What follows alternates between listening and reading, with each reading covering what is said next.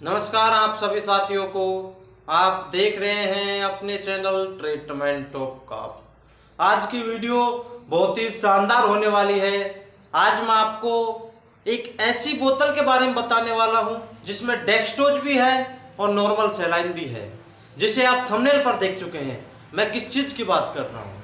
आज मैं आपको डीएनएस के बारे में बताने वाला हूं, जिसे हम डेक्सट्रोज नॉर्मल सैलाइन बोलते हैं। अब बात करते हैं डीएनएस की। डीएनएस जिसे हम डेक्सट्रोज नॉर्मल सैलाइन बोलते हैं। अब बात करते हैं इसमें साल्ट कौन कौन सा है। इसमें सोडियम क्लोराइड है और डेक्सट्रोज है। दो साल्ट है इसमें, सोडियम क्लोराइड और डेक्सट्रोज। अब बात करते हैं इस इंजेक्शन का उपयोग कौन सी स्थिति में करना है। यूज या उपयोग, जैसा कि आपको पता है, मैं यूज है इनको बोल के ही बताऊंगा आपको, क्योंकि वीडियो लंबी हो जाएगी। अब बात करते हैं इसके फर्स्ट उपयोग की।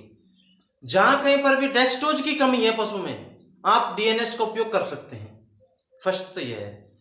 सेकंड ये है, जहां कहीं पर भी पशु में नॉर्मल सैलाइन की कमी है, ये कहें कि पशु के शरीर में पानी की कमी है, तो आप डेक्सट्रोज का उपयोग कर सकते हैं। आपसे ये कहूं, जहां कहीं पर भी एनएस की कमी है तो आप डीएनएस लगा सकते हैं, यदि आपके पास एनएस नहीं है तो।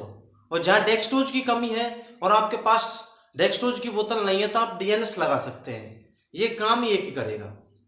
अब बात करते हैं दूसरा उपयोग। सेकंड उपयोग आपको डिहाइड्रेशन में करना है। अब डिहाइड्रेशन कहते कैसे हैं? उसे कहते हैं जिसमें पशु शरीर में पानी की कमी हो जाए, उसे हम डिहाइड्रेशन बोलते हैं। अब बात करते हैं नेक्स्ट यूज, अगला उपयोग। अगला उपयोग आपको इस स्थिति में करना है पशु में, यदि पशु में एल्कोलोसिस हो चुका है। अब बात करेंगे कि एल्कोलोसिस किसे कहते हैं। एल्कोलोसिस का मतलब है जो रूमन की जो पीएच होती है वो सामान्य से बढ़ जाए, एक सामान्य से अधिक हो जाए, तो हम उसे एल्कोलोसिस बोलते हैं। यदि पशु में एल्कोलोसिस की स्थिति है तो आप डीएनएस का उपयोग कर सकते हैं। यदि पशु में कब्ज है, कब्ज में भी आप डीएनएस का उपयोग कर सकते हैं। कब्ज में आप डीएनएस की डोज डबल कर दें। नेक्स्ट उपयोग, यदि पशु में डायरिया हो चुका है तो डायरिया में भी आप, जिसे हम दस्त बोलते हैं, यदि पशु में दस्त हो चुके हैं तो भी आप डीएनएस की बोतल का उपयोग कर सकते हैं। अब बात करते हैं नेक्स्ट उपयोग। यदि पशुओं में नर्व संबंधित प्रॉब्लम हो चुकी है या कहीं नर्वाइकल डिजीज हो चुकी है, तो भी आप डीएनएस का उपयोग पशुओं में कर सकते हैं। बहुत ही अच्छा रिजल्ट है। जितने मैंने आपको यूज बताए हैं, इन सभी में डीएनएस फ्लूइड का उपयोग कर रहा है। एक बार और रिपीट कर देता हूं, जिससे कि आपके दिमाग में छप जाए। डिहाइड्रेशन की स्थिति में आपको यूज करना है, एल्कोलोसिस की स्थिति में आपको यूज करना है। अब डिहाइड्रेशन और एल्कोलोसिस के बारे में मैं बता चुका हूं आपको। अब बात करते हैं नेक्स्ट यूज। यदि पशु में नर्व संबंधित प्रॉब्लम हो चुकी है तो भी आप डीएनएस का उपयोग कर सकते हैं। डायरिया में डीएनएस का उपयोग कर सकते हैं। पशु शरीर में पानी की कमी हो चुकी है तो भी आप डीएनएस का उपयोग कर सकते हैं। जहां कहीं पर भी डेक्सट्रोज की कमी है पशु में, तो भी आप डीएनएस का उपयोग कर सकते हैं। जहां कहीं पर भी एनएस, जिसे नॉर्मल सैलाइन बोलते हैं, उसकी कमी है तो आप डीएनएस का उपयोग कर सकते हैं। यदि आपके पास डेक्सट्रोज नहीं है और एनएस नहीं है तो उनका भी काम डीएनएस करेगा, एनएस और डेक्सट्रोज का भी। जितने भी इसके यूज थे, उपयोग थे, वो सारे मैंने आपको बता दिए हैं। अब बात करते हैं इसे कौन सी स्थिति में दें, कौन सी स्थिति में नहीं दें। पशु का जो बॉडी टेम्परेचर है वो सामान्य है या फिर सामान्य से कम है, तो डीएनएस बहुत ही शानदार रिजल्ट देता है। ये कहें कि डीएनएस का बहुत ही अच्छा रिजल्ट है। यदि पशु का जो टेम्परेचर है, बॉडी टेम्परेचर, वो सामान्य है या फिर सामान्य से कम है, तो यदि आपको ऐसे भी केस देखने को मिलेंगे जिसमें बॉडी टेम्परेचर सामान्य से थोड़ा अधिक मिलेगा, तो आप उनमें भी डीएनएस का उपयोग कर सकते हैं। ये स्वयं डॉक्टर के विवेक के ऊपर है, ये स्वयं प्रैक्टिशनर के विवेक के ऊपर निर्भर करता है कि वो कौन सी स्थिति में देंगे। लेकिन ये वीडियो बनाने का मकसद केवल आपको जानकारी देना है। इसमें जो जानकारी दी जाती है, आप इसे स्वयं अपने पशुओं पर उपयोग ना करें। किसी चिकित्सक से ही अपने पशु का इलाज कराएं। अब बात करते हैं नेक्स्ट उपयोग तो इसके खत्म हो गए। अब बात करते हैं यदि पशु का बॉडी टेम्परेचर 103 तक है तो आप दे सकते हैं उसमें। ये कहा कि थोड़ा सा ज़्यादा है तो आप उसमें दे सकते हैं। यदि 105, 106, 107, 49 डिग्री टेम्परेचर तक पशु का हो चुका है तो आप डीएनएस का उपयोग ना करें, ये सख्त है इसमें। अब बात करते हैं इस इंजेक्शन को या फिर इस फ्लूइड को, डीएनएस फ्लूइड को और कौन सी स्थिति में नहीं देना है। वैसे तो ये इंजेक्शन हर उम्र के पशुओं में दिया जा सकता है।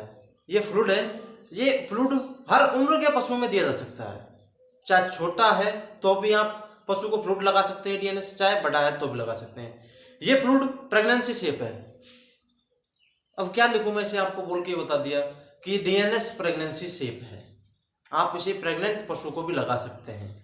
इसका नेक्स्ट उपयोग यही है। इसके उपयोग मैंने आपको अभी बताया कि इसे हाई टेम्परेचर पर यूज ना करें। अब बात करते हैं इस फ्लूइड को कौन से मार्ग से दें। देने का तरीका है मार्ग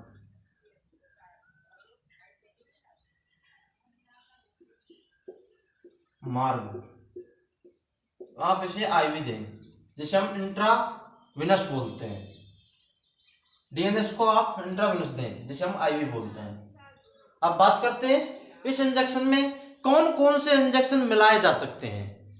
ये कहूं कि जो डीएनएस का फ्लूइड है, इस फ्लूइड में या फिर इस ड्रिप में आप कौन कौन से इंजेक्शन मिला सकते हैं। इस ड्रिप में आप उन सभी इंजेक्शनों को मिला सकते हैं जो आईवी रूट से दिए जाते हैं। लेकिन एक चीज का इसमें विशेष ध्यान रखना है, इन इंजेक्शनों का प्रयोग वही प्रैक्टिशनर करे जिसे पता हो कि कौन से इंजेक्शन के साथ मिलकर रिएक्शन नहीं करेगा, ये कहें कि पशु को नुकसान नहीं पहुंचाएगा। आप उन सभी इंजेक्शनों का इसमें आईवी यूज कर सकते हैं जो आईवी दिए जाते हैं, चाहे एंटीबायोटिक हो, चाहे ट्राइविवेट हो, चाहे कोई सा भी इंजेक्शन हो। लेकिन उन सभी चीज़ों का ध्यान रखें जो पशु के शरीर में नुकसान ना पहुंचाएं, उस बोतल में जाकर मिलकर रिएक्शन पैदा ना करें। इस चीज का आपको विशेष ध्यान रखना है। ये डीएनएस के बारे में आज मैंने आपको बताया। आज मैंने वीडियो शॉर्ट हो इसके लिए आपको जल्द ही बताया, बीच में गैप नहीं दिया है। यदि आपके समझ में ना आए तो दोबारा आप देख सकते हैं। इसके उपयोग मैंने आपको दोहरा चुका हूं। इसका मार्ग आपको बता दिया। अब इसकी डोज और बता देता हूं। डोज कितनी देनी है आपको। डोज यदि पशु 100 kg का है तो आप 1 लीटर पशु को दें। 100 kg का है तो आप 1 लीटर डीएनएस पशु को दें।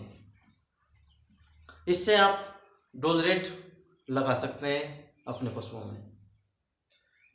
मार्ग बताया, डोज बताई, यूज बताए, प्रेगनेंसी शेप है, अधिक तापमान पर नहीं लगाना है, और डीएनएस के बारे में मैंने जितनी भी जानकारी थी वो सभी जानकारी आज मैंने आपको दे दी है। यदि आपको हमारे द्वारा दी गई जानकारी अच्छी लगती है तो आप अपने चैनल को सब्सक्राइब कर लीजिए, जिससे कि भविष्य में आने वाली वीडियो आपको जल्दी मिल सके। फिर मिलेंगे कल नई बेहतरीन वीडियो के साथ।